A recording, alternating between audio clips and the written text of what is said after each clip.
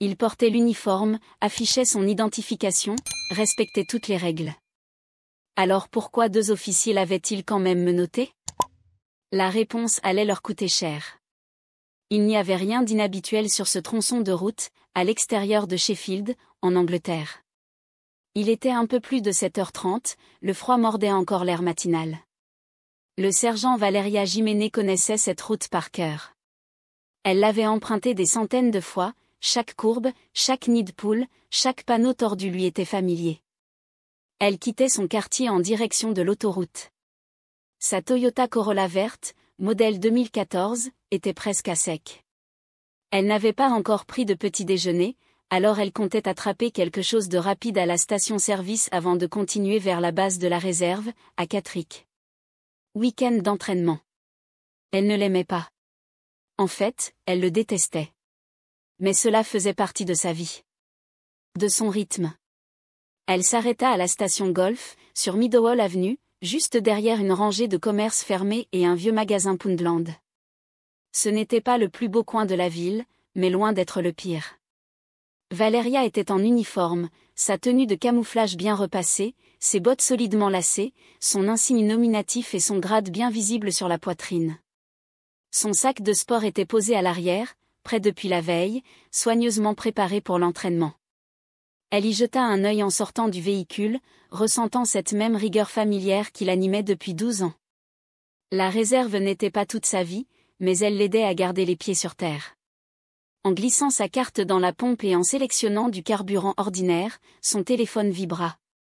Un message de sa mère, « Comment ça va ce matin ?» Valeria sourit, comme toujours avant un entraînement. Elle marmonna quelque chose, répondit rapidement, puis ouvrit une barre protéinée et en prit une bouchée pendant que le réservoir se remplissait. Elle ne remarqua pas la Ford Focus blanche garée 2 pompes plus loin. Pas tout de suite. À l'intérieur, 2 policiers en uniforme, venus d'une banlieue proche. Le plus jeune, grand, le crâne rasé, l'autre, plus vieux, plus massif, silencieux derrière des lunettes de soleil à miroir. Le jeune montra Valeria du doigt. Il dit quelque chose.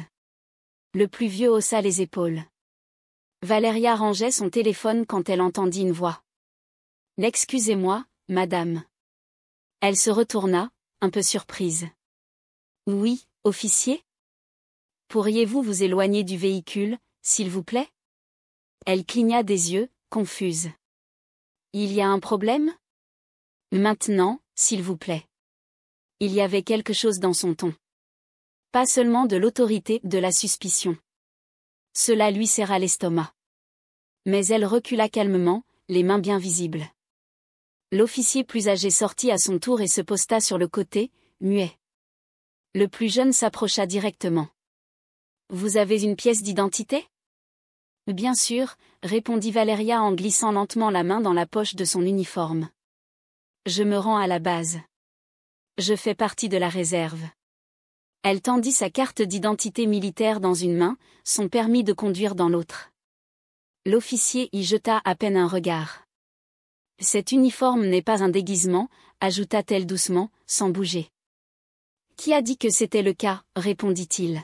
« On a reçu un appel signalant quelqu'un au comportement suspect. On fait juste notre boulot. » Valeria ne répondit pas. Ses yeux cherchèrent ceux de l'officier plus âgé. Il ne disait toujours rien. « Cette pièce d'identité est légitime ?» demanda-t-il au jeune. « L'excusez-moi ? Vous m'avez entendu ? » Elle expira lentement. « Vous pensez que je me fais passer pour une militaire ? » Il ne répondit pas, s'approcha d'un pas.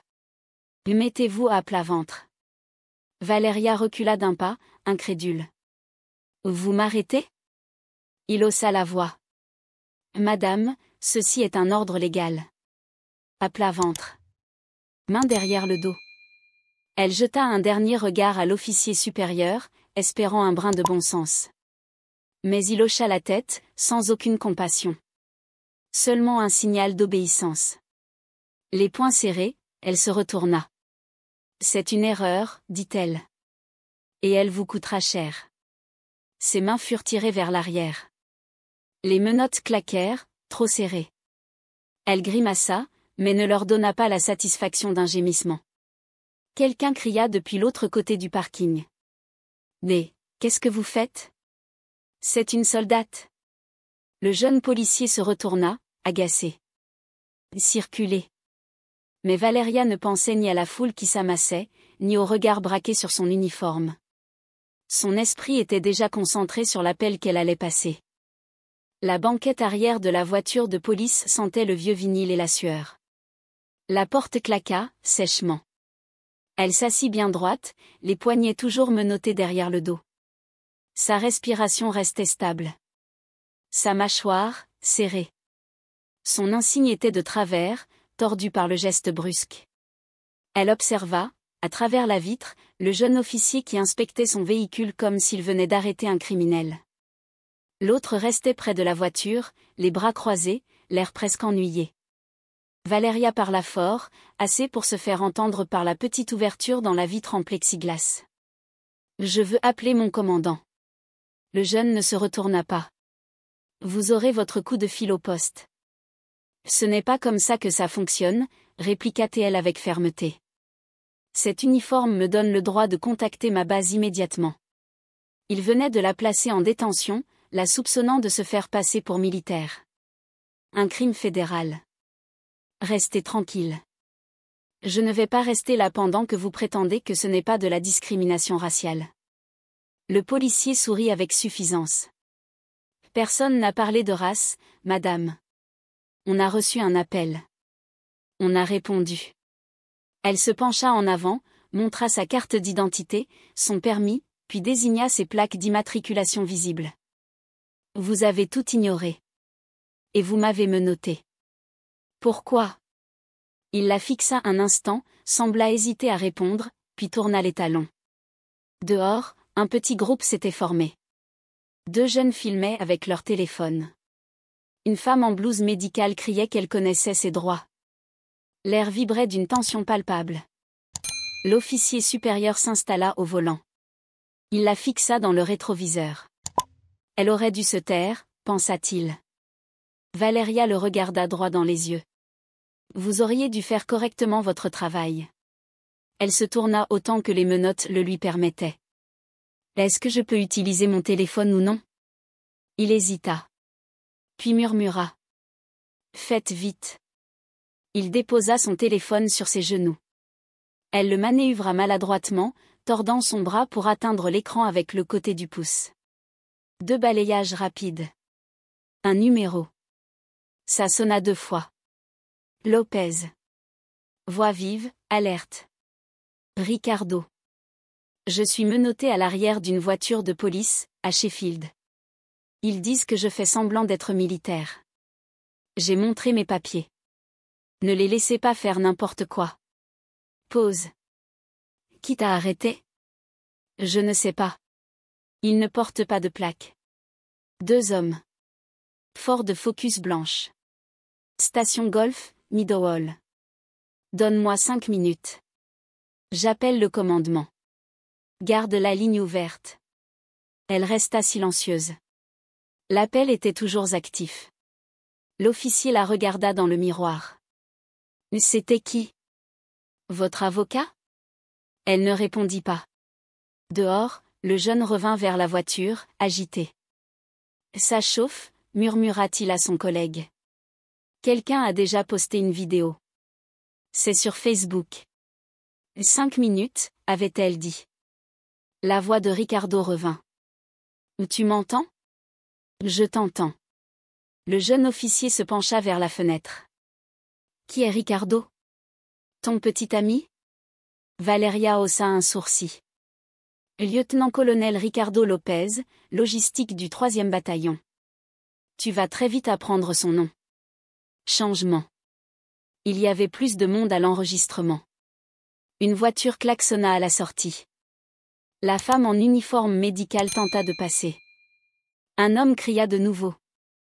C'est une militaire, bande d'idiots. Mais les officiers n'ont pas bougé. Ils se déplaçaient lentement, trop lentement. Le temps pressait, cette affaire finirait-elle silencieusement ou publiquement? Le lieutenant-colonel Ricardo Lopez n'avait pas beaucoup dormi la nuit précédente. Ce matin-là, il était à son bureau, au milieu de sa première tasse de café noir, quand l'appel est arrivé. Il a reconnu le ton de la voix immédiatement. Pas de peur. Pas de panique. Mais du contrôle. De la colère contrôlée. De l'humiliation maîtrisée. Ricardo n'était pas seulement un officier de haut rang, c'était le genre d'homme qui faisait bouger les choses quand d'autres se contentaient de stagner. Né à Londres de parents espagnols, endurci par des années de déploiement et de lutte bureaucratique, il avait vu des systèmes fonctionner et d'autres craquer. Il n'allait pas laisser Valeria se briser. Il posa son café, attrapa ses clés et connecta son téléphone en Bluetooth en quittant le parking. Dispatch, ici le lieutenant-colonel Ricardo Lopez. Je dois confirmer l'emplacement des officiers Wilson et Palmer. Il semble qu'ils aient arrêté une militaire à une station-service sur Meadow Avenue. Il y eut un doute au bout de la ligne. Monsieur ? Généralement, ce n'est pas. Je ne demande pas le généralement. Je demande la vérification immédiate d'un incident impliquant une de mes officières logistiques, en uniforme, accusée à tort de se faire passer pour une militaire. Silence à l'autre bout. Nous allons vérifier et vous informer, monsieur. Vous avez 2 minutes. Le prochain appel de Ricardo était destiné à un contact à la mairie. Vérifie les caméras de circulation et dis-moi s'il y a une patrouille près de la station Gulf, à Meadow Hall. J'ai besoin d'une confirmation, maintenant. Pendant ce temps, dans la patrouille, Valeria était restée immobile. Son appel téléphonique n'était pas terminé. La ligne était toujours ouverte. Elle voulait que quelqu'un sache. Que quelqu'un entende. « Tu es toujours là ?» demanda Ricardo, calme mais ferme. « Je suis là », répondit-elle. La foule grossit. Les gens filment. « Reste où tu es. Ne bouge pas. Ne parle pas, laisse-les s'enterrer eux-mêmes. » Trop tard pour ça. Elle regarda le jeune officier qui faisait les 100 pas. Il prit sa radio. « Dispatch, nous avons une situation qui s'aggrave. Ingérence civile. Demande de renfort. » Valeria rit doucement. Renfort ? Pourquoi ? Une femme menottée ? Ce commentaire ne passa pas inaperçu. Le jeune officier craqua. Vous feriez mieux de faire attention à ce que vous dites, madame. Ou je vais serrer les menottes un peu plus. L'officier supérieur intervint sèchement. Cela n'aide personne. Je ne suis pas ici pour que vous vous sentiez mieux par rapport à ce que vous avez fait, répondit-elle froidement. La voix de Ricardo revint avec force. Ils essaient de couvrir leurs traces. J'ai 3 appels en cours, dont un avec le bureau des affaires publiques. Les vidéos tournent déjà. C'est à ce moment-là qu'un clip de 90 secondes a été publié sur Twitter. On y voyait Valeria, en uniforme, menottée, tentant d'expliquer calmement la situation. Le contraste avec le ton de l'officier était frappant. Le tweet fut rapidement retweeté par des journalistes locaux. Dans une salle de rédaction à Sheffield, une jeune éditrice nommée Sophie Taylor le remarqua. Elle cliqua sur Relecture, fronça les sourcils, puis décrocha son téléphone. Oui, il se passe quelque chose sur Meadow Avenue. Une femme soldat menottée en uniforme. Je vais enquêter, voir si elle est toujours sur les lieux. De retour à la station-service, d'autres voitures étaient arrivées, mais personne n'était parti. Une femme en sweatshirt rouge cria. J'ai tout filmé. Il leur a dit qu'il était militaire. Le jeune officier se tourna finalement vers le major. Nous avons commis une erreur. Nous aurions dû vérifier son identité correctement. On ne peut plus revenir en arrière. Valeria tourna la tête vers lui. Tu penses toujours que je porte cet uniforme pour m'amuser ? Le silence qui suivit fut plus lourd que les menottes à ses poignets. Une nouvelle voiture de police entra sur le parking. Un inspecteur en sortit. C'était un homme d'âge moyen, rasé de près, le visage fermé. Il ne s'approcha pas de la foule, mais alla directement vers la patrouille. Il frappa à la vitre. Sergent Jiménez. Elle leva les yeux, surprise. Oui. Le lieutenant-colonel Lopez m'a informé. On a vu les images en direct. On corrige ça tout de suite. Il ouvrit lui-même la portière et retira les menottes, soigneusement. Au nom de ce département, je vous présente nos excuses. Valeria ne dit rien immédiatement. Elle se releva lentement, se frotta les poignets, et regarda fixement les deux officiers qui l'avaient arrêtée. Ils ne le sentent pas, dit-elle doucement. Ils ont juste été pris. Mais ces excuses n'étaient pas la fin. C'était le début de quelque chose de bien plus grand, et Valeria le savait. Quand Ricardo arriva à la station Gulf, l'inspecteur était déjà parti. Valeria se tenait près de sa Corolla, les bras croisés, la mâchoire serrée.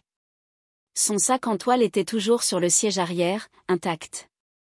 Les gyrophares s'étaient éteints depuis un moment, mais elle n'avait pas bougé.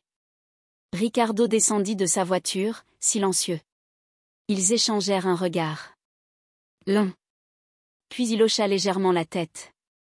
Pas un signe d'approbation. Un signe de reconnaissance. Elle avait tenu bon. Ça va, demanda-t-il à voix basse. Oui. Juste, agacé. Et bien utilisé. De l'autre côté de la rue, une journaliste locale installait son micro, essayant de recueillir des témoignages avant que la foule ne se disperse. L'une des spectatrices, la femme en uniforme médical, donnait déjà un compte-rendu détaillé, téléphone à la main. Ils l'ont menottée en uniforme. Ils ne lui ont même pas posé de questions. Elle avait son badge, elle leur a montré. Et ils l'ont quand même plaqué contre sa propre voiture. La vidéo atteignit 60 000 vues en 2 heures. À midi, elle dépassait les 180 000. Les commentaires étaient sans appel. Comment cela peut-il encore arriver? Ils ont vu une latina en uniforme et ne l'ont pas cru. Virez-les tous les deux. Ricardo avait déjà 2 coups d'avance. Il avait envoyé un email au bureau de surveillance de la police de la ville, avec en pièces jointes les images civiles et les vidéos des caméras corporelles. Il avait convoqué le commandant de base, le procureur et l'officier de liaison militaire locale. Les séquences ne mentaient pas. Elle montrait Valeria déclarant calmement son identité, présentant ses papiers, demandant si elle était arrêtée. Le jeune officier avait à peine regardé sa carte avant de la menotter, sans avertissement ni confirmation. Pire encore, quelques secondes captées par une caméra corporelle après l'arrestation montraient les officiers, pensant que l'audio était coupé. Tu crois que c'est encore une de ces fausses vétéranes? Ils font ça tout le temps, répondit l'autre en ricanant. Vrai ou pas, elle avait une attitude. Laisse-la refroidir dans la voiture. Ricardo regarda l'écran.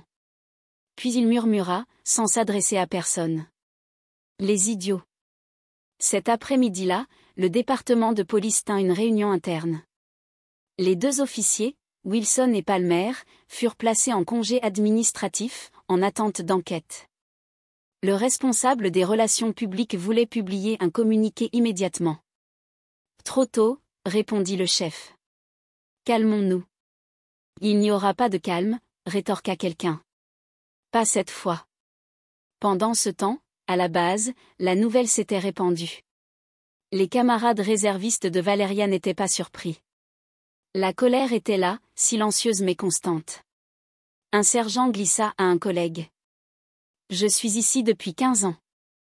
Jamais menottée en uniforme. Je me demande pourquoi elle, hein? Valeria, elle, ne voulait pas parler publiquement. Elle ignora les demandes d'interview, les appels inconnus. Elle ne courait pas après les gros titres. Elle ne voulait pas d'applaudissements. Elle voulait des comptes. Ricardo l'appela ce soir-là. Tu es sûr que tu ne veux pas faire une déclaration? Elle était assise sur son canapé, toujours en uniforme. Non. Les images parlent plus fort. Silence. Puis Ricardo dit. Ils vont essayer de te faire passer pour conflictuel. Elle soupira.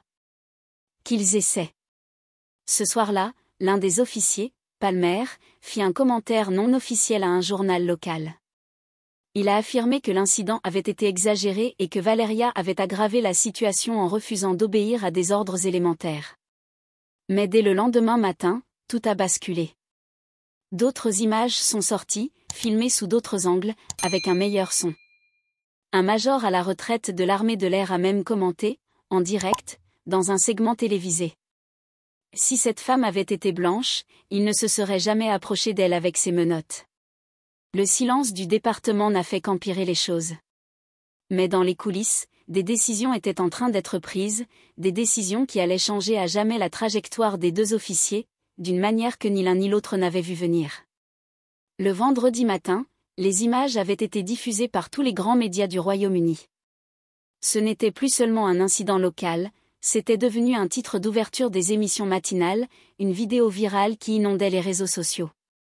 Une réserviste de l'armée injustement interpellée en uniforme. Les images de la caméra piéton provoquent l'indignation à Sheffield. Une femme en tenue militaire menottée à une pompe à essence. Une opération policière qui a mal tourné. La station Galf, où l'incident avait eu lieu, était devenue un point de rassemblement médiatique. Des fourgons de journalistes bordaient la rue. Les reporters interrogeaient les passants, « Avez-vous vu quelque chose ? Connaissiez-vous cette femme ? Pensez-vous que les agents sont allés trop loin ? » Dans une boulangerie en bas de la rue, les débats faisaient rage autour d'un café. Elle a montré sa carte d'identité. Ça aurait dû s'arrêter là. La police reçoit des appels comme ça tout le temps. Peut-être qu'il voulait juste être prudent ? Tu ne menottes pas prudemment quelqu'un en uniforme militaire, surtout quand il montre ses papiers. Chez elle, les téléphones n'avaient pas cessé de sonner. Certains appels venaient de journalistes, d'autres de parfaits inconnus. Certains offraient leur soutien, d'autres la critiquaient ou l'accusaient d'avoir « joué la carte raciale ». Valeria en laissa la plupart aller sur la messagerie, mais elle lut chaque message envoyé par ses camarades d'armes. L'un d'eux écrivait « J'ai servi pendant 22 ans. Je n'aurais jamais cru devoir dire un jour à ma fille que même un uniforme ne la protégerait pas. » Un autre disait « Tu as fait ce que beaucoup d'entre nous n'avons jamais pu faire, tu as tenu bon, sans bouger. » Cela la toucha profondément. Pendant ce temps, la pression montait sur le département. Le maire convoqua une conférence de presse en urgence. Il se tint à côté du chef de la police et lut, d'un ton grave, une déclaration préparée. Cette ville ne tolère aucune forme de discrimination ni d'inconduite. Nous avons lancé une enquête interne et sommes en contact avec les autorités militaires. L'affaire sera traitée en toute transparence. Mais cette transparence arriva en fin d'après-midi. Le bureau de la surveillance policière publia un rapport préliminaire. Les deux agents n'avaient pas suivi les procédures standards de vérification d'identité. Plus accablant encore, ils avaient ignoré le protocole spécifique concernant le personnel militaire, pourtant clairement rédigé dans les manuels qu'ils avaient eux-mêmes signés lors de leur formation. Des groupes de citoyens manifestèrent devant la mairie. Les pancartes disaient « Menotté pour avoir servi. Uniforme égale protection. Justice pour le sergent Jiménez. » Le nom de Valeria était partout, même si elle n'avait accordé qu'une seule interview. Elle n'avait pas demandé à devenir un symbole, mais les gens se reconnaissaient en elle. Dans un lycée voisin, un professeur interrompit son cours d'instruction civique pour passer la vidéo. « Regardez bien, dit-il. Pas seulement ce qui se passe, mais pourquoi ça arrive. Et pourquoi ça continue. » À la station de police, la hiérarchie était sous tension.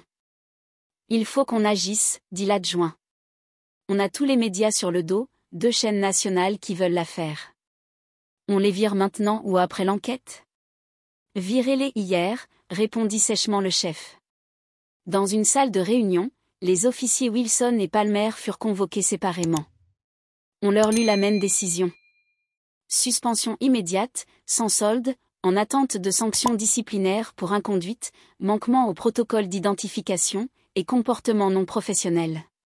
Wilson tenta de se justifier. J'avais peur. Je croyais qu'elle représentait une menace. Elle n'était pas armée. Elle était en uniforme. Avec une pièce d'identité militaire. Et vous l'avez menotté. Palmer, lui, ne répondit rien.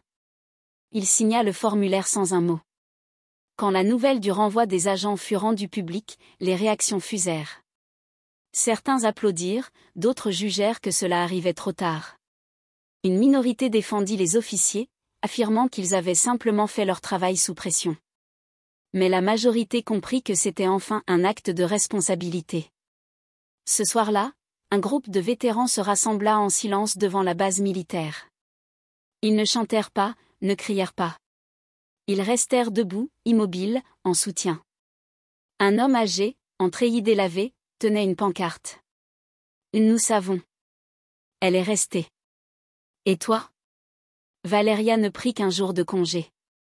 Elle ne voulait pas être perçue différemment, ni comme une victime, ni comme un symbole. Elle voulait simplement que son respect lui soit rendu. Une lettre officielle lui parvint. Sergent Jiménez, au nom de la police du South Yorkshire, nous vous présentons nos excuses. Les officiers Wilson et Palmer ont été congédiés. Quelques jours plus tard, lors d'une réunion du conseil municipal, Valéria ne prit pas la parole.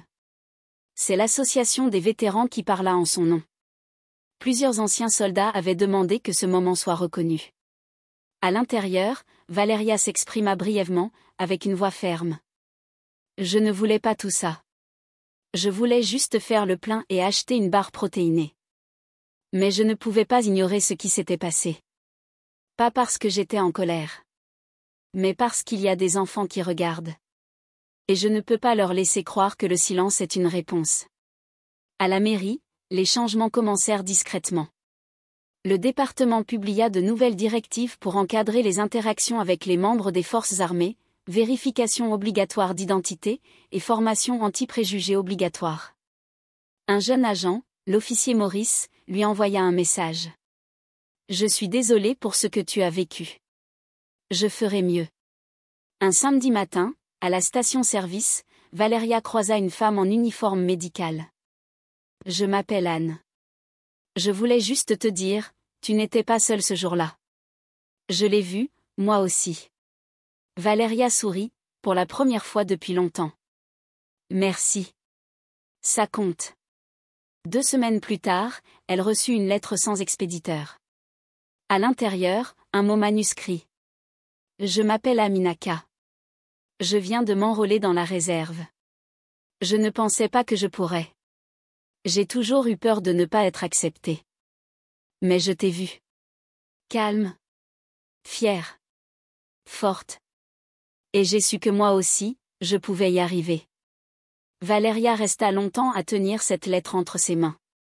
Elle n'avait jamais voulu inspirer qui que ce soit. Elle ne voulait simplement pas être humiliée sans raison. Peut-être que c'est ça, la vraie force. Pas un discours enflammé.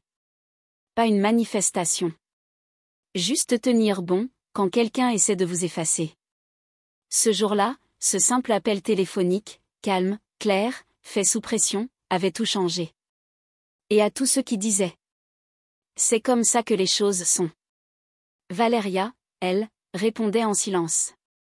Elles n'ont pas à l'être. Pas si on sait qui appeler. Pas si on reste debout. Pas si on se souvient de qui on est, avec ou sans uniforme. Si cette histoire vous a touché, si elle vous a rappelé l'importance d'être vu, respecté, entendu. Ne l'ignorez pas. Partagez-la. Parlez-en. Et surtout, souvenez-vous. Le courage, parfois, n'a pas besoin de bruit.